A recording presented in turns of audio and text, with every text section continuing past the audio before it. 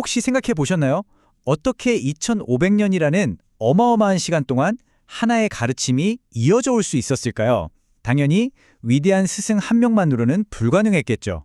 그 뒤에는 언제나 각 분야 최고의 전문가들로 구성된 말 그대로 드림팀이 있었습니다. 오늘은 불교 초기 경전 앙구따라 니까에 기록된 바로 그 붓다의 핵심 팀원들 이야기를 한번 해볼까 합니다. 다양한 재능이 모여 어떻게 위대한 공동체를 만들어냈는지 그 비밀을 한번 파헤쳐보죠. 야, 2500년이라니 정말 상상도 안 가는 시간 아닌가요? 웬만한 제국이나 잘 나가는 기업도 이렇게 오래 가지는 못하잖아요. 도대체 비결이 뭘까요? 그 비밀은 바로 리더 한 사람의 카리스마가 아니라 각 분야 최고 전문가들이 서로 맞물려 돌아가는 아주 유기적인 팀워크에 있었습니다. 네, 맞아요. 우리는 보통 붓다라는 한 사람, 그 위대한 리더한테만 집중하잖아요. 근데 사실 그를 중심으로 진짜 어마어마한 팀이 있었던 거죠. 뛰어난 전략가, 살림을 도맡아 하는 행정가, 가르침을 쉽게 풀어주는 교육자, 그리고 영적인 능력을 보여주는 초능력자까지. 마치 요즘 잘 나가는 스타트업의 핵심 멤버들처럼 각자의 역할이 아주 명확했어요. 그 팀원들을 부르는 아주 특별한 이름이 있었어요. 바로 에따다까입니다. 이게 팔리어로 최고 중에 최고, 이 분야에서는 이 사람이 으뜸이다 이런 뜻이거든요. 붓다가 직접 지혜, 기억력, 설법 능력, 심지어 공동체 규칙에 대한 박식함까지 각 분야에서 가장 뛰어난 인물들을 공식적으로 지명하고 인정해 준 거예요. 이게 바로 붓다의 오피셜 드림팀 명단인 셈이죠. 자, 그럼 이제부터 그 드림팀 멤버들을 한 명 한 명 만나볼 텐데요. 먼저 팀의 핵심이라고 할 수 있는 남성 출가 제자들, 즉 비구들부터 살펴보겠습니다. 이분들이 교단의 운영과 사상의 중심을 꽉 잡고 있었거든요. 여기서 진짜 재밌는 게 뭐냐면요. 이 두 사람의 조합이 기가 막히다는 거예요. 사리푸따는 지혜제일이라고 불렸는데 교리의 이론적인 토대를 다지는 최고의 전략가였어요. 반면에 마하모칼라는 신통제일, 수행을 통해 얻는 마음의 힘을 직접 보여주는 최고의 기술 책임자 같은 역할이었죠. 서로 다른 강점으로 완벽한 시너지를 냈던 겁니다. 이 두 사람 말고도 교단을 실질적으로 움직인 브레인들이 있었어요. 마하가짜나는 어려운 교리를 정말 쉽게 풀어서 설명해주는 최고의 교육자였고요. 아난다는 한 번 들은 건 절대 잊지 않는 말 그대로 걸어다니는 데이터베이스였죠. 그리고 우빨리는 공동체의 법률가, 모든 규칙을 달달 외우고 있었어요. 이분들이 없었다면 가르침이 지금처럼 체계적으로 남았을까 싶을 정도예요. 수행 방법도 한 가지만 있었던 게 아니에요. 이게 또 대단한 점이죠. 마하카사빠는 아주 엄격한 고행을 통해서 수행의 깊이를 보여줬고 소나콜리 위사는 지치지 않는 에너지, 그 노력의 아이콘이었어요. 아누루따는 보통 사람은 볼 수 없는 걸 보는 신성한 눈, 천안통을 가졌고요. 이렇게 각기 다른 수행의 길을 대표하는 인물들이 있었기 때문에 공동체가 훨씬 더 풍부하고 다채로울 수 있었던 거죠.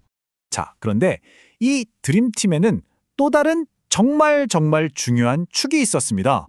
바로 비구니들이에요. 이분들은 당시 사회의 편견과 한계를 뛰어넘어서 놀라운 성취를 이뤄낸 그야말로 선구적인 여성들이었습니다. 이거 정말 놀랍지 않나요? 비구 교단의 리더십 구조랑 비구니 교단이 거의 데칼코마니처럼 완벽한 대칭을 이루고 있어요. 교단을 처음 세운 마하빠자파티 고따밀의 시작으로 지혜제일 케마는 사리푸따와 신통제일 우빨라완나는 마하모칼라나와 어깨를 나란히 했죠. 담마딘나는 또 최고의 여성 설법가였고요. 이건 성별 같은 건 전혀 상관없이 오직 능력만으로 최고를 인정했다는 걸 보여주는 아주 강력한 증거입니다.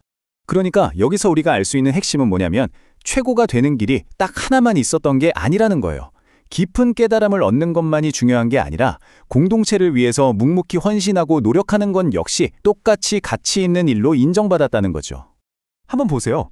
규율 전문가인 빠따짜라, 검소함의 아이콘 끼사고따미, 지치지 않는 노력파 소나, 그리고 번개처럼 빠르게 핵심을 파악하는 순발력 천재 바따까지. 이 명단을 보면 정말 어떤 재능이든 어떤 노력이든 다 공동체에 기여할 수 있구나 하는 생각이 절로 들어요.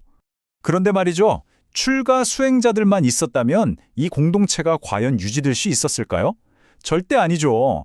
이제 그들을 정말 든든하게 받쳐준 어쩌면 보이지 않는 진짜 영웅들, 바로 제가 신도들 이야기를 해볼게요. 흔히들 제가 신도하면 그냥 물질적으로 후원하는 분들이라고만 생각하기 쉬운데 전혀 그렇지 않았어요. 물론 보시를 통해 공동체의 살림을 책임지는 것도 엄청 중요했죠. 근데 그게 다가 아니었어요. 직접 가르침을 전파하기도 하고 아픈 사람들을 돌봐주기도 하고 또 흔들리지 않는 믿음으로 공동체의 정신적인 기둥 역할까지 해줬던 겁니다. 실제 인물들을 보면 이게 더 확실해져요. 아나타핀디카와 위사카는 교단의 가장 큰 후원자들이었고요. 찌따나 쿠추따라 같은 분들은 출가자 못지않은 지식으로 가르침을 널리 알렸어요. 그리고 숫비아는 아픈 사람들을 헌신적으로 돌보는 역할에서 최고로 인정받았죠. 그러니까 제가자들도 그냥 수동적인 후원자가 아니라 각자의 자리에서 리더 역할을 톡톡히 해냈던 거예요. 자, 지금까지 쭉 살펴봤는데 이 오래된 명단이 오늘날 우리에게 뭘 말해주고 있을까요? 이건 그냥 옛날 사람들 이름 적어놓은 리스트가 아니에요. 이건 말 그대로 어떻게 하면 건강하고 오랫동안 번성하는 공동체를 만들 수 있는지에 대한 완벽한 청사진인 셈이죠. 이 표를 보면 탁월함의 의미가 정말 넓다는 걸 다시 한번 느끼게 돼요. 심오한 지혜나 영적인 능력은 물론이고 아낌없이 베푸는 너그러움, 공동체의 규칙을 관리하는 행정력, 심지어는 목소리가 매력적인 것 같은 아주 개인적인 재능까지. 와, 이 모든 게 다 최고로 인정받았다는 거잖아요. 바로 이겁니다. 이게 핵심이에요. 멋진 직무를 만들려면 온갖 종류의 실이 다 필요하잖아요. 공동체도 똑같다는 거죠. 각자 다른 색깔과 재질의 실들이 모여서 비로소 하나의 강력하고 아름다운 전체를 만들어내는 겁니다. 결론적으로 붓다의 이 에따다카 명단은 시대를 관통하는 아주 중요한 교훈을 우리한테 던져주고 있는 거예요. 진짜 위대한 팀, 오랫동안 살아남는 공동체를 만들고 싶다? 그러면 눈에 확 띄는 그런 재능만 보지 말고 잘 보이지 않는 곳에서 묵묵히 자기 역할을 다하는 그 모든 사람들의 가치를 알아봐줘야 한다는 거죠. 마지막으로 이 질문을 한번 스스로에게 던져보면 어떨까요? 지금 내가 속해 있는 팀, 우리 회사, 내 가족, 이 공동체 안에서 혹시 내가 미처 알아보지 못하고 스쳐 지나가고 있는 그런 숨겨진 최고의 재능은 없을까요? 어쩌면 그 답을 찾는 열쇠가 바로 2500년 전 이 청사진 안에 있을지도 모를 일입니다.